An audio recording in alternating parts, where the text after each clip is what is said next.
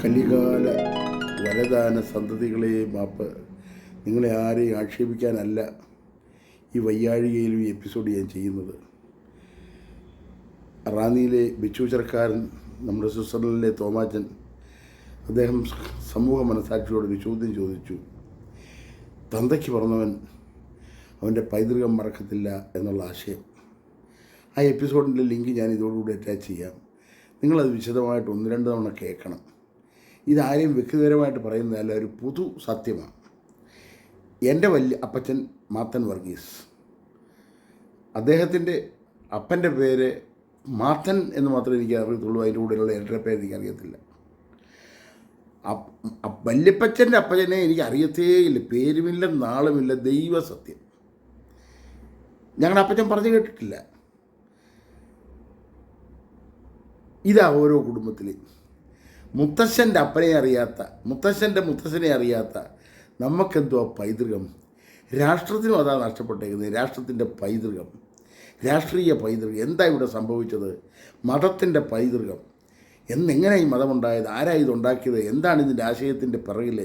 ഇതെങ്ങനെ ഇങ്ങനെ നശിക്കപ്പെട്ടത് എന്നൊക്കെ ഏതിനും ഒരു ചരിത്രമുണ്ട്. ആ ചരിത്രം അറിയാതെ ഇന്നലെ ഉണ്ടായ കുമള പോലെ അല്ലെ കൂണ് പോലെ അല്പനേരത്തേക്ക് വിരിഞ്ഞിട്ട് പിന്നെ ടബോന്നില്ലാതാവുന്ന കൂണുപോലെ കുമള പോലെ നമ്മളൊക്കെ ആയിപ്പോയി. നമുക്കത് മതിതാനും. നമ്മളൊരു കുമളയായിരിക്കുമ്പോൾ സന്നാഹത്തോടെ ജലത്തിൻ്റെ ഉപരി കൂടെ പറന്നു നടക്കും.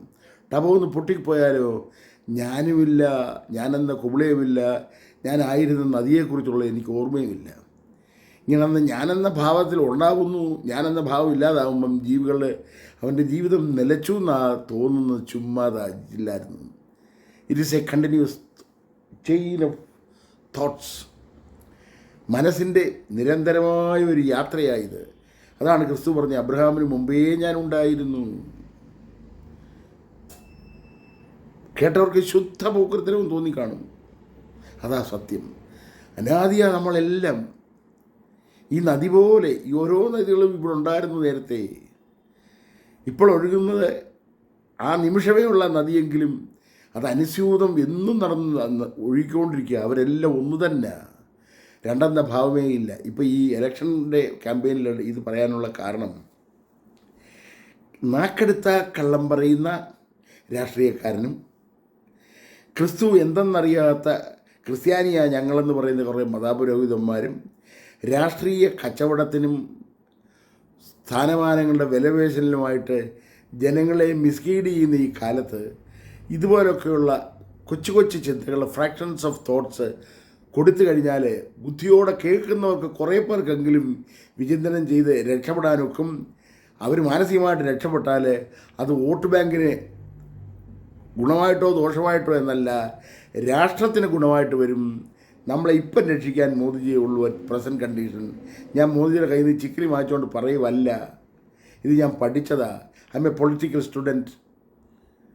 78 വയസ്സായി. എന്നെ നിങ്ങൾ കേൾക്കണേ. ഈ ഓട്ടെങ്കിലും പാടാക്കാതിരിക്കണേ. ചരിത്രം നഷ്ടപ്പെട്ട നമ്മുടെ ചരിത്രം പുനരുദ്ധരിച്ചെഴുതി അടുത്ത തലമുറയ്ക്കെങ്കിലും കൊടുക്കണമോ മോദിജിയുടെ വരണം.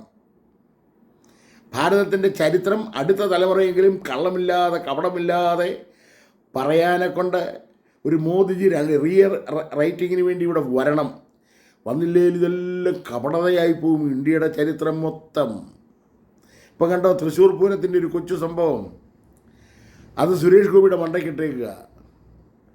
സുരേഷ് ഗോപിയായി മൊത്തം ചെയ്തതെന്ന്. അതിന് ശബരിമലയിൽ സുരേഷ് ഗോപിയായിരുന്നു. ഇവിടുത്തെ നാമ സങ്കീർത്തന ഘോഷയാത്രകളെല്ലാം നിർത്തിയതും എല്ലാത്തിനെയും വഴിയിലിട്ടടിച്ചതും അറസ്റ്റ് ചെയ്തതും എല്ലാം സുരേഷ് ഗോപിയായിരുന്നു. അമുൽ ബേബികൾ, രാഷ്ട്രീയത്തിൽ അമുൽ ബേബികൾ ഒരുപാട് പേര് കയറിപ്പറ്റി വായി തോന്നുന്ന പൂക്കൃത്തരമാകെ പറഞ്ഞ് ജനത്തെ കൺഫ്യൂസ് ചെയ്യുക. രാഷ്ട്രീയത്തിലും മതത്തിലും അവരുടെ വാക്ക് കേൾക്കരുത്. നിങ്ങൾക്ക് സ്വയമായിട്ട് ബുദ്ധിയുണ്ട്, സുഖമായിട്ട് അന്വേഷിക്കാൻ നിങ്ങൾക്ക് അതിനുള്ള എല്ലാ വകുപ്പുകളുമുണ്ട്. നിങ്ങൾ സ്വല്പനേരം മൗനമായിട്ട് മനസ്സിനെ ഒന്ന് മൗനമാക്കിയിട്ട് ഈശ്വര സത്യം എനിക്ക് കാണിച്ചു തരണേ എന്ന് ഒന്ന് പ്രാർത്ഥിച്ചേച്ച് വീണ്ടും കേട്ടാട്ട് നിങ്ങൾക്ക് വേറെ ആംഗിളത്തോട്ട് ഈ പറഞ്ഞതിൽ തന്നെ മനസ്സിലാവും. അമുൽ ബേബികൾ സുരേഷ് ഗോപിയെ കളിയാക്കുമ്പോൾ ഇവനാണെന്നോ കള്ളൻ, സുരേഷ് ഗോപിയാണെന്നോ കള്ളൻ എന്നുള്ളത് കുടം വ്യക്തമാവും. സിമ്പിളായത്. നിങ്ങൾ പ്രാർത്ഥനയോടെ ദൈവത്തിൽ നിക്ഷേപിച്ച മനസ്സുകളോടെ ദൈവം ആലോചനകളായിട്ട് നിങ്ങൾക്ക് തിരിച്ചു വരാൻ വേണ്ടിയിട്ട് അവൻ തന്നെ ധ്യാനമാവും. അവനെ ധ്യാനിക്കുമ്പോൾ അവൻ തന്നെ നിൻ്റെ ധ്യാനത്തിൽ നിറയും. നിൻ്റെ മനസ്സിൽ ചിന്തകളായിട്ട് അവൻ തന്നെ വരും. അന്നേരം സുരേഷ് ഗോപിയാണെന്നോ അമുൽ ബേബിയാണെന്നോ കള്ളം പറയുന്നത് ആര് മുഖാന്തരമാണ് തൃശ്ശൂർ പൂരം ബ്ലോക്കായതും അവൻ പകൽപൂരമായിട്ട് അതിൻ്റെ ഭംഗി നശിപ്പിച്ചതിനെ മാനം കെടുത്തിയതും എന്ന് നിങ്ങൾക്ക് മനസ്സിലാവും. എനിക്ക് പറയേണ്ട കാര്യമല്ലേലും തോമാച്ചൻ നല്ലൊരു ആശയമാണ് നിങ്ങൾക്ക് തന്നേക്കുന്നേ. തന്തയെ അറിയാത്തവനെങ്ങനെയാണ് പൈതൃകം അറിയുന്നേ? മതമായാലും രാഷ്ട്രീയമായാലും ആദ്യമേ പൈതൃകം പഠിക്കുക. തന്ത ആരാന്ന് പഠിക്കുക, നീ ആരാന്ന് പഠിക്കുക. തന്തയ്ക്ക് പിറക്കുക എന്ന് പറയുന്നത് തന്നെ വലിയൊരു ക്രെഡിറ്റായിപ്പം. എന്നെ കേൾക്കുന്ന നിങ്ങളെല്ലാം തന്തയ്ക്ക് പറഞ്ഞവരല്ലെന്നതിനകത്ത് വ്യാഖ്യാനമില്ല. ഉണ്ടെങ്കിൽ മഹാഭാഗ്യം. പക്ഷേ അത് ഒരു പൂർണ്ണതയിലെത്താൻ ഇച്ചിരൂടെ പുറകോട്ട് പോയി ഒന്ന് ചരിത്രം പഠിച്ചാട്ട് ആരായിരുന്നു എൻ്റെ മുത്തശ്ശൻ്റെ മുത്തശ്ശനെന്ന് അന്നേരം ഒരു വെളിവ് വരും. അന്നേരം ഈ രാഷ്ട്രീയത്തിൽ പറഞ്ഞതെല്ലാം രാഷ്ട്രീയ കപടതകളായിരുന്നു. അതാത് രാഷ്ട്രീയക്കാർ അവൻ്റെ വശത്തേക്ക് ജനങ്ങളെ മാറ്റി തളയ്ക്കാൻ വേണ്ടി ചെയ്ത കുബുദ്ധികളും കുചിന്തനങ്ങളുമായിരുന്നു.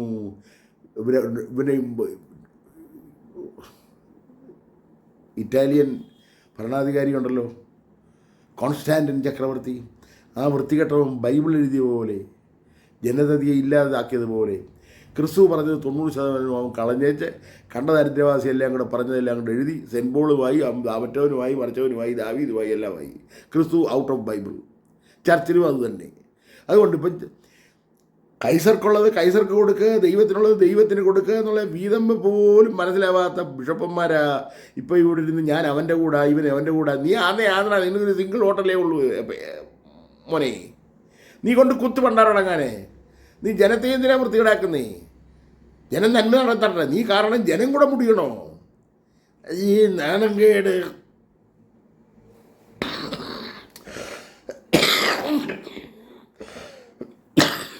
ദൈവം നിനക്ക് നല്ല ബുദ്ധി തരണം.